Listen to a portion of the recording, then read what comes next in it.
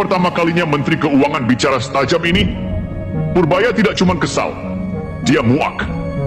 Bayangkan ini, uang negara ratusan triliun tidak masuk APBN. Bukan hilang, bukan dicuri, tapi diputar di luar, lalu negara malah minjam ke uangnya sendiri. Dan ketika Purbaya turun langsung untuk cek fakta, keluhan rontok masalah kecil, pimpinan justru menghilang. Pertanyaannya sekarang, ada apa sebenarnya dengan Danantara? Kenapa Menteri Keuangan sampai bicara sekeras ini? Ini bukan gosip elit. Ini soal uang negara dan bom waktu keuangan yang bisa meledak 5-10 tahun ke depan. Purbaya nggak marah tanpa alasan.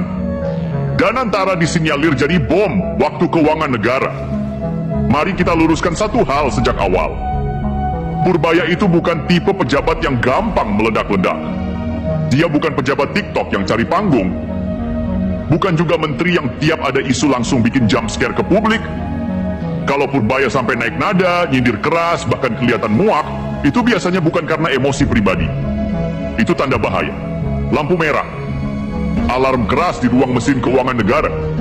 Makanya pertanyaan besarnya bukan, kenapa Purbaya marah, tapi apa yang sebenarnya dilihat Purbaya sampai segitunya? Karena jujur saja, di level Menteri Keuangan, marah itu mahal. Setiap kata bisa bikin pasar goyang. Setiap nada tinggi bisa dibaca investor sebagai sinyal krisis. Kalau tetap dikeluarkan, artinya risikonya sudah dihitung dan dianggap lebih kecil daripada bahaya yang sedang dihadapi. Dan di titik inilah nama Danantara muncul. Danantara, di atas kertas mulia, di lapangan bikin merinding. Secara konsep, Danantara itu terdengar keren. Holding induk BUMN, mengelola raksasa-raksasa negara, Pertamina, Bank Himbara, Garuda, dan kawan-kawan. Bahasanya indah, optimalisasi aset negara, efisiensi, investasi jangka panjang.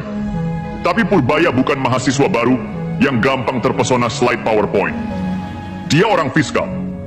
Yang dilihat bukan jargon, tapi arus uang. Dan ketika arus uang itu dilihat lebih dekat, muncul pertanyaan yang bikin dahi berkerut. Loh, kok uang negara malah nggak masuk ke kas negara? Ratusan triliun parkir di luar APBN, ini bukan masalah kecil.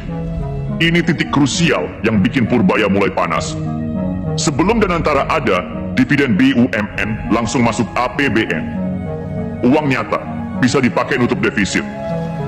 Bisa dipakai bayar subsidi. Bisa dipakai jaga stabilitas.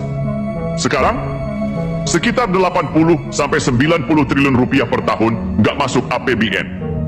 Bukan hilang, bukan dicuri, setidaknya belum, tapi diparkir di Danantara. Masalahnya, APBN lagi defisit. Negara lagi butuh napas. Menteri Keuangan lagi jungkir balik jaga rasio utang, jaga kepercayaan pasar, jaga fiskal tetap waras. Sementara uang negara duduk manis di luar pagar fiskal. Buat Purbaya, ini bukan cuma janggal. Ini berbahaya, karena APBN itu bukan sekadar buku kas. APBN adalah alat kendali negara.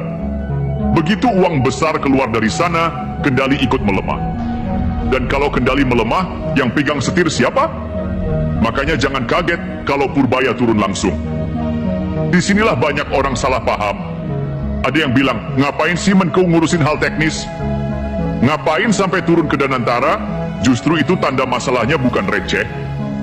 Kalau hanya urusan laporan biasa, cukup staf. Kalau hanya beda tafsir, cukup surat resmi. Tapi ketika yang dipertaruhkan adalah uang negara ratusan triliun, Purbaya nggak bisa cuma duduk di kantor sambil tanda tangan memo.